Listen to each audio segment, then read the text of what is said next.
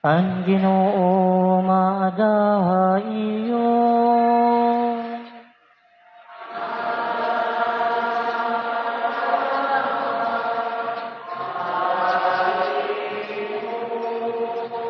Pagbasa ti Kangan Santos nga Ebanghelyo.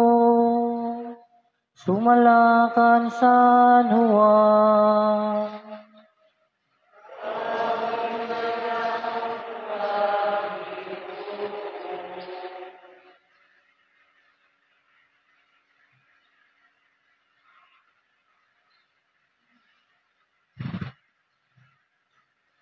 Nagsiring Jesus ngadtuhan katawhan.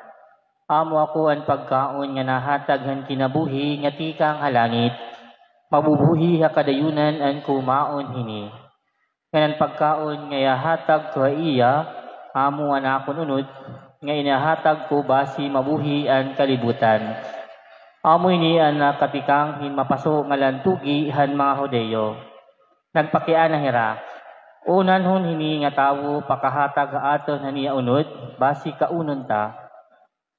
Nagsiring Jesus sa ira, susumatan ko kamo hintinuod, mawawaray kamo kinabuhi ha iyong ahaw, kundiri kamo kumaon han unod, han anak han tawo, ngan uminom han iya dugo.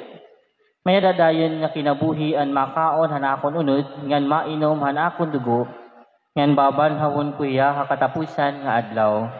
Kay tinuod yun nga pagkaon na nakon unod, ngan tinuod yun nga irimnon na nakon dugo. Anakaon hanakon unod, nga nainom hanakon dugo, aadiha akon, ngan aada ako ha iya. Ginsugo ako han buhi nga amay, ngan tungod ha iya, buhi liwat ako. Haamo man nga paagi, buhi liwat tungod ha akon, anakaon ha akon. Sanglit amoy ni ang pagkaon nga linusad tikang halangit.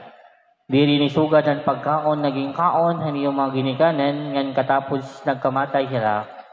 Mabubuhi ha kadayunan ang nakaon hini nga tinapay. Mga kabugtuan ng Ebanghelyo han Ginoo. Pagdayawon ka, Kristo.